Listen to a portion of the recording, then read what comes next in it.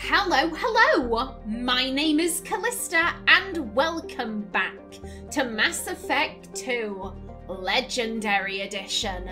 In the last episode, we were exploring Satent, stealing from the Volus, which is always a bit of a laugh.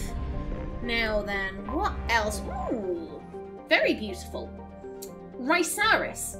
An airless rock of light-mixed ores, Rhysaris is only of note for the Terranu impact crater. A relatively recent asteroid strike within the last million years, the core of the object was partly composed of element 0. It struck at a low enough velocity that the ESO remained near the surface. Over the years, many pirates and wildcat miners have attempted to extract the ore. It is believed that the Terranu debris originated in the pulsar system AAP 34211+19. The supernova that formed the pulsar also created the red emission nebula that human spacers have unofficially named the Sakura Nebula. Orbital distance 0.6 AU. Orbital period 0.5 Earth years. Radius 3,790 kilometers. Day length 66.3 Earth hours. Atmospheric pressure trace. Surface temperature 56 Celsius. Surface gravity 0.24 G. Well, aren't you pretty? Oh, and you're rich. Hello.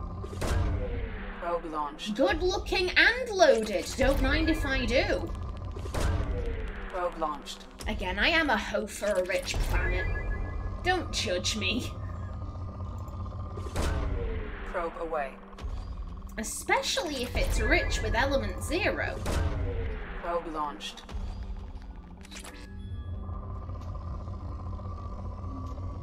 Oh, hello, you're definitely coming with me. Launching probe.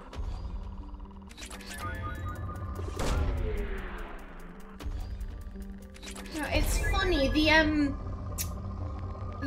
planetary description for this one, talking about the asteroid. In Dragon Age Origins, there's a little, what would you call it? It's a random encounter, I guess that's what you call it. A random encounter on the road where you can find a meteorite. And you know, it's star metal. There's also a Superman reference in there for good measure, because why not? Probe away. And you can have the star metal forged into a sword. And the sword is blue. What colour is ESO? Blue. Launching probe. Dragon Age and Mass Effect take place in the same universe. Because ESO and that one blue sword are a match. Launched. Thank you for listening to my TED Talk. Probe away. To be fair, I actually wouldn't be surprised if there were theories about, like, oh yeah, they take place in the same universe. I wouldn't be surprised by that. And you, over in the back. Neteza. An unremarkable methane ammonia gas giant, Neteza would be of no consequence if it weren't the only approachable gas giant in the Satent system. Boros Volus colony has set up a few automated ice-cracking stations around the planet, and Nahu Combine has been contracted to set up a helium-3 extraction facility. Construction has lagged due to the CEO's arrest in a kickback scandal that reaches to the highest levels of the Vol Ministry of the Frontier. Ooh. Orbital distance 4.1 AU. Orbital period 8.3 Earth years. Radius 23,623 kilometers. Day length 8.9 Earth hours. My, how scandalous. I do love a bit of gossip and... Seems the Volus are up to shenanigans. Or at least that one CEO was. God, I'd love that. I'd love to hear more gossip about what's going on within the other factions. I'd love to hear more of that. I find that so interesting. Anyone else? Anyone else at all? Doesn't look like it. Oh, hello. You were pretty decent, though. Probe launched. Only 26 probes, okay. but I think there are potentially only 2 more planets here, so yeah, that should be more than enough. Anedia. Anedia is a small ice body with very low density. Its mass is only 4% that of Earth. It appears to be composed mainly of carbon and water ice, but over the millennia it has accrued a trace atmosphere of krypton and xenon. While Anedia's gravity is weak enough that a cruiser could land on it safely, there is no particular reason one would want to. Pirates have been known to land to recover ice for cracking into hydrogen and oxygen. One area in the southern hemisphere, the so-called Anedian scraps, is so frequently used for this purpose that higher albedo raw ice can be easily seen from orbit. Orbital distance 1.14 AU. Orbital period 1.4 Earth years. Radius 2,949 kilometers. Day length 38.6 Earth hours.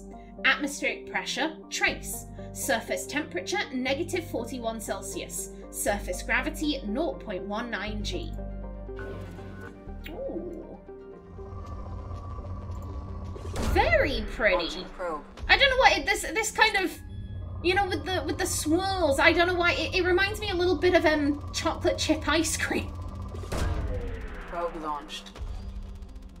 Not my favorite flavor of ice cream. That would be mint choc chip. Probe launched. But choc chip ice cream, it's a pretty good, you know, like, if you can't get mint, then get chocolate, why not? Probe launched. God, now I want some ice cream. Probe launched. I shouldn't do this to myself. I've done this before. I've done this in the past. I've been looking at a planet, it's reminded me of ice cream, and then I've immediately thought, oh, God damn it. Where was it? There we go. Probe away. You're definitely coming with me. Oh, hello.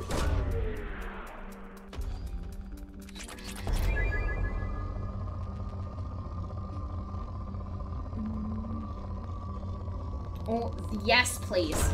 Absolutely. Okay, and down to moderate. Launching probe. And 16 probes. Okay, yeah, that... Unless the other planet is also rich, I reckon we should have enough. Okay, there we go. Good stuff. Yeah, and just 1 planet left. Somewhere.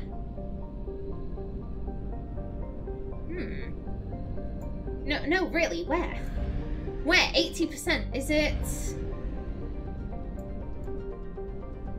Okay, there's no one. Oh, hello, excuse you.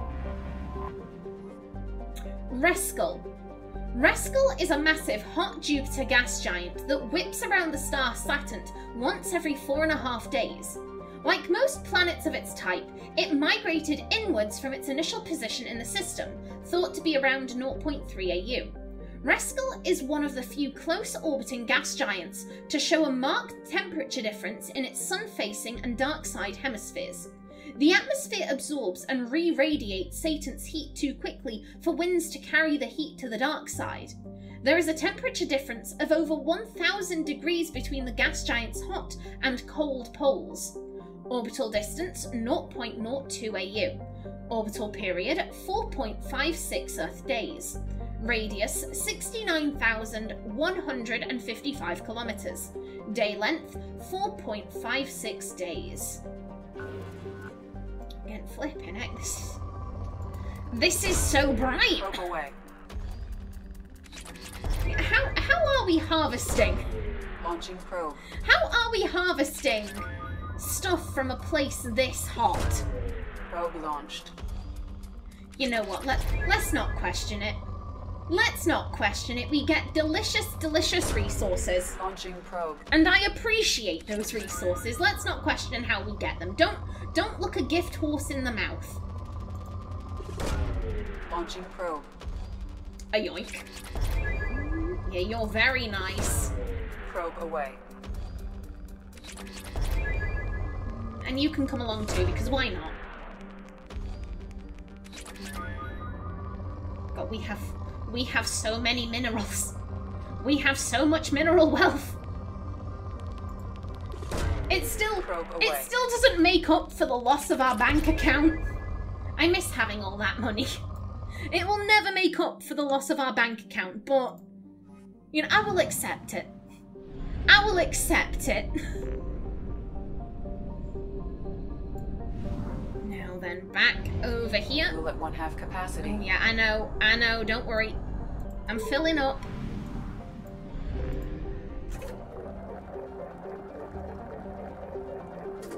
And give me some more probes. Okay, now is it just Kriseroi left? Flipping heck, it's so far away. There we go. Still, that was only about 500 fuel, give or take. We should be able to make it back, no problem. Gase. Gase is another methane ammonia ice or gas giant, very similar to its near twin, Uzin. It presents a nearly featureless robin egg blue face to the universe. What a poetic way to put that, very nice. Orbital distance 0.64 AU. Orbital period 0.9 Earth years. Radius 33,036 kilometers. Day length 9.9 Earth hours. Okay, and only moderate. Launching probe. Lovely. But it is a very pretty shade of blue. I'm going to assume that an Asari wrote that up. I feel like the Asari would write about planets like that, you know, very poetically.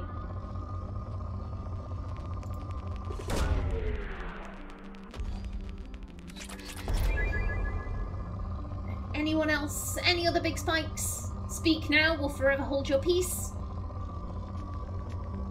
Yeah, they held their peace. Okay. Okay, and again, 5 planets in here. Ooh. I like this shade of blue too. Nidus. Nidus lies improbably close to the red dwarf Kriseroi. This allows it to approach habitability, though it's quite frigid. It is tidally locked with a hot pole and a cold pole. Along the Terminator, the temperature averages just above freezing. On the lee side, the temperatures are well below freezing. Nidus has developed a limited native ecology, much of its clusters permanently attached around geothermal vents. There are, however, more advanced forms of life. Several arthropodal herbivore species wander back and forth across the Terminator as they require nutrients available in both environments for sustenance. More dangerous are the omnivorous predator species that devour the arthropods. Most animal life on Nidus has limited vision but finely developed thermal sense. Orbital distance 0.1 AU. Orbital period 0.1 Earth years. Radius 4,875 kilometers. Day length 0.1 Earth years. Atmospheric pressure 0.84 Earth atmospheres. Surface temperature 2 Celsius. Surface gravity 0.87 G. And only moderate here. Launching probe. Okay, well, still, I'll take what I can get. What is... I'm sorry, there's like flashing. Was that... Am I seeing things? Like, yeah, like that. Just give it a minute. See, the clouds keep lighting up. That I'm going to assume that that's a glitch. Probe away. I'm going to assume that that is just a glitch. Probe away. Or maybe there are storm clouds on the planet. Maybe the planet is ravaged by storm clouds. And the Codex planetary description doodad just didn't mention it. That's what I'm gonna go with. Launching probe. Oh, yes, please.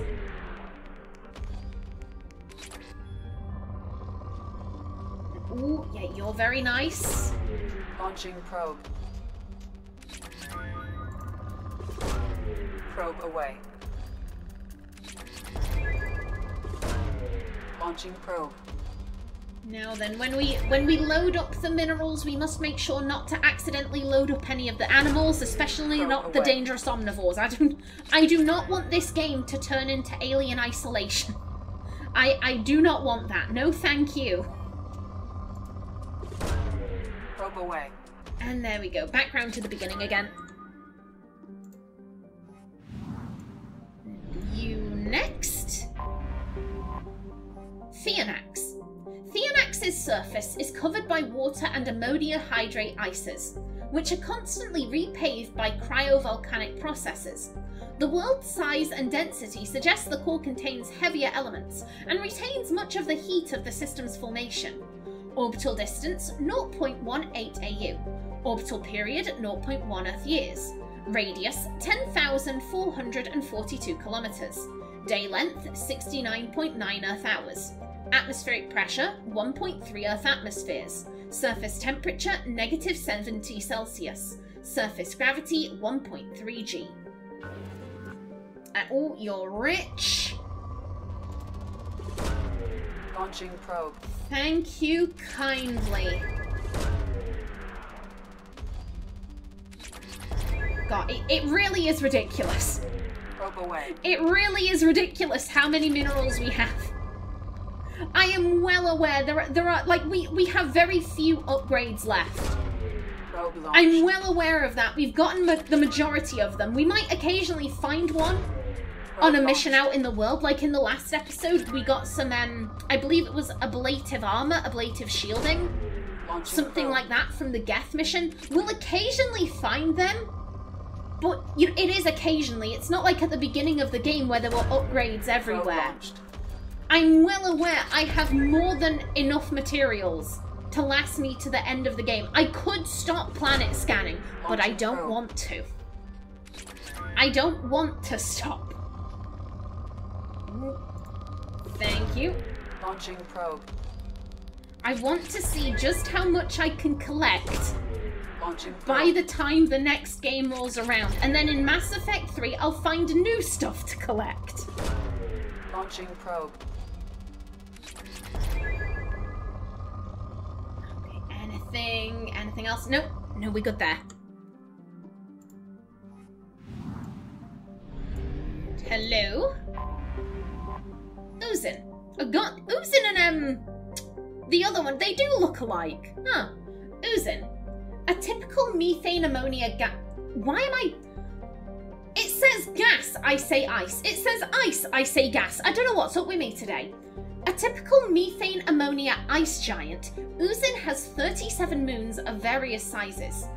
Chythes, one of the largest, orbits at a retrograde, suggesting it was a planetesimal planetesimal, there we go, that was captured by the gas giant.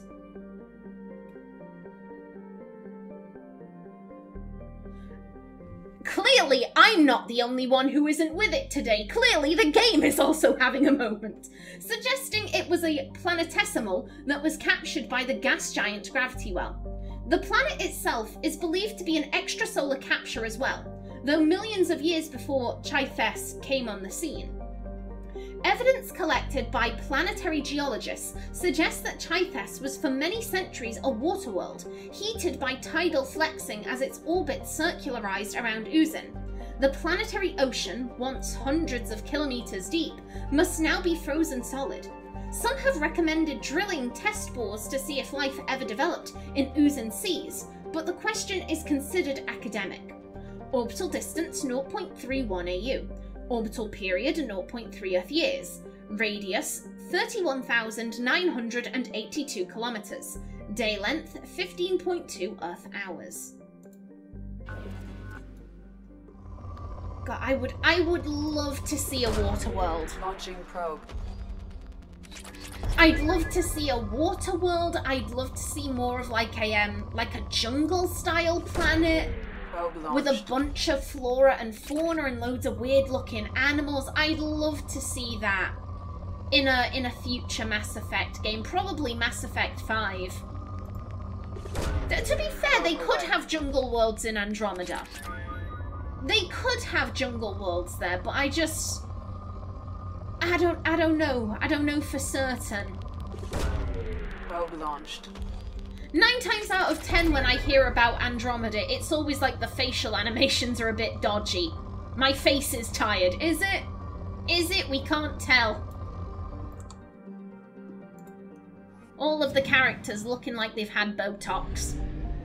Now then, where be you? Aha, right at the back.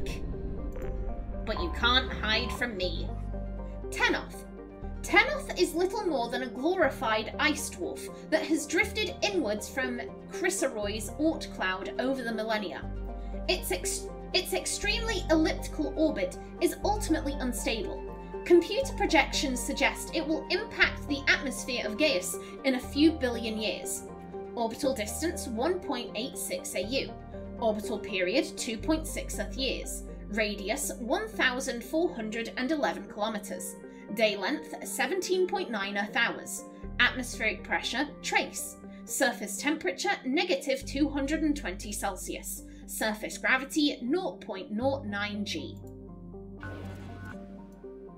And moderate. Okay. Launching probe. Ooh, don't mind if I do. Probe launched. And with this scan, this should be... Probe away. This system... Okay, and it's poor already. Come on, Tenoth. You couldn't hold out.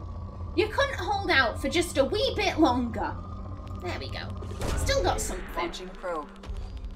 But yeah, with this location scanned, that should be it for this system. Probe launched. Unless there's another one just hidden away somewhere. And I'm not talking about planet, I'm talking about star. Probe away. You can stay. Oh, but you can't. Launching probe. And it's depleted. Okie doke. And yeah, that is this area done. Any others? Yeah, let's... Okay, yeah, Pylos Nebula, 100%. Come on, make it. Make it. Fuel reserves at 50%. There we... No. Enter. Enter. Don't fly off into space, just enter the system.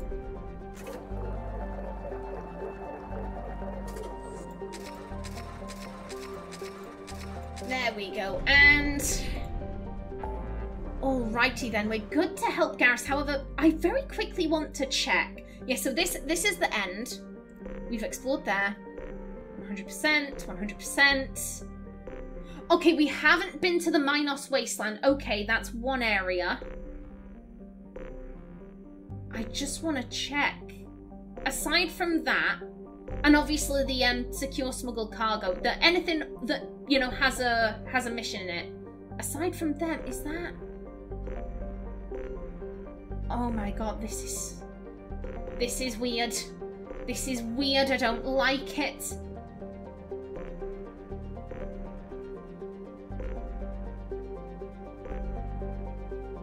Yeah, okay, so it's this one, the Minos Wasteland, and then anything with a pop-up.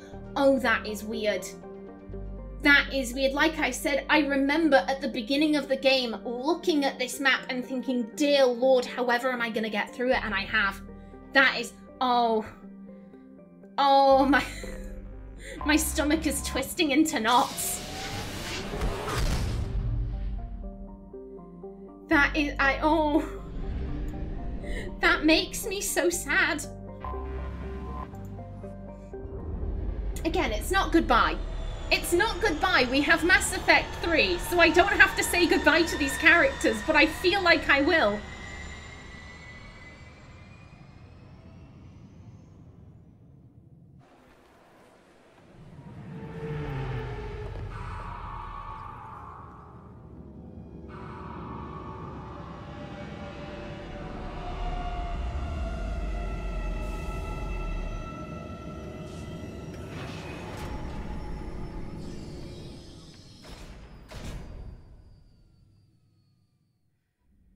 Okie doke. Now, obviously, Garrus, come along. Now is your time.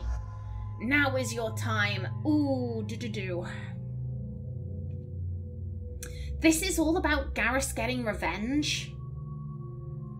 We could bring Zaid. He wanted revenge.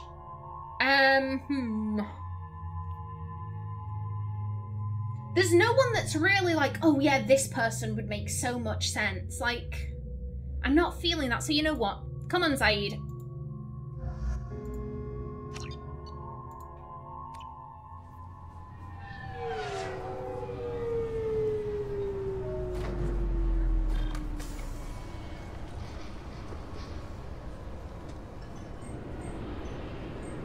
Now then, if I remember correctly, so there was in the warehouse district, we kept being told like, oh, come back here with Garrus. However, I swear when we landed, you know, when we came for Thane's mission, when we landed in the little flying car, I swear there was something about like, oh, CSEC something. Check in with CSEC, but that might have been for Thane. You know what? We can check either way. Yes? Ah, okay. I'm trying to find a local forger. He goes by the name of Fade. Yeah, I know him. The alias, anyway. He's been a thorn in the network division's side for the last year. He works with the Blue Suns. Where can we find him? If I knew that, he'd be in a cell. Best I can do is put you on the trail. There's a warehouse in the marketplace. Some of Fade's contacts work out of there. Go ask them some questions. Gently, of course. Why haven't you been able to catch him? Whoever he is, he's damn good at avoiding CSEC. I think someone on the inside's feeding him information. Either that, or he's got access to our databases and comm channels. I don't know which is worse.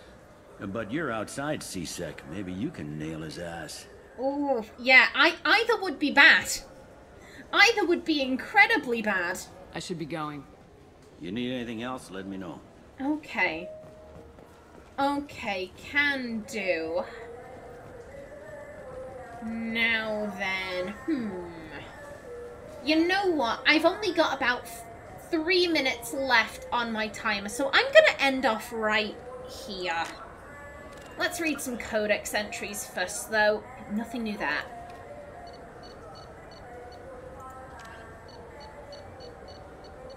Communications methodology. As the population of the galaxy increases and new worlds are settled, timely access for home users and frontier settlements with underdeveloped communication infrastructures is a growing problem. I have never encountered this word before. Ameliorate bandwidth issues, a sophisticated array of data caches and virtual intelligence search agent programs are available. When a user submits a query, it is first routed to the data cache on their colony or star system. At the cache, the user's search agent VI collates mountains of locally stored data to find the desired material. If the information is not available locally, the query is passed along to a neighboring system, and then outward in an expanding network. VI search agents in those systems replicate the search. If the desired information is found, it is compressed into a bust file and queued for transmission to the source system. The bust is assigned a priority based on the number of queries for it. The greater the number of queries, the higher the priority. When a new solar system is first connected to the net, a selection of the most popular data is installed locally. Though storage hardware is cheap, the capacity required to hold all the data produced every day by trillions of people on hundreds of worlds is not trivial. It's not economical to store local copies of all the data available on obscure topics, just in case. As colonies mature, older and less popular chunks of data filter into them as a result of queries and are placed in the local archive. Searches for obscure topics are increasingly likely to produce instant results as the archive grows. Computers, artificial intelligence, AI. An artificial intelligence is a self-aware computing system capable of learning and independent decision-making. Creation of a conscious AI requires an adaptive code, a slow, expensive education, and a specialized quantum computer called a blue box. An AI cannot be transmitted across a communication channel or computer network. Without its blue box, an AI is no more than data files. Loading these files into a new blue box will create a new personality, as variations in the quantum hardware and runtime results create unpredictable variations. The Geth serve as a cautionary tale against the dangers of rogue AI, and in Citadel space they are technically illegal. Advocacy groups argue, however, that an AI is a living conscious entity deserving the same rights as organics. They argue that continued use of the term artificial is institutionalized racism on the part of organic life. The term synthetic is considered the politically correct alternative. And haptic adaptive interface. Advances in computing have done away with traditional input devices like keyboards. Instead, modern input peripherals are usually holographically displayed in front of the user at a height and angle for ergonomic ease. Machines that use this interface detect a user through a microframe chip in the user's glove that keys into the computer. Once a user is accepted, motion accelerometers in the user's gloves match his hand's location with that of a proportionate but smaller mirror set of controls inside the computer itself. As the user presses against the holographic field, force feedback in the glove kicks in, giving a slight resistance. A person can then feel his way through using a touchscreen that isn't actually there. A simple toggle switch on the back of the hands allows the gloves to be turned off when not in use. Haptic interfaces have become so common that some individuals undergo cybernetic enhancement surgery to have the accelerometers implanted in the fingertips. Going bareskin is the sign of a committed computer user who no longer has to fuss with putting on gloves or cleaning them with alcohol wipes to get rid of the clammy hand smell. Okay, lovely. Alrighty then, in the next episode we make a start on Garrus's quest, but until then, please remember to like if you enjoyed, leave a comment below, and if you wanted to subscribe, it would be very much appreciated. I've been Callista, thanks for watching, and see you in the next episode.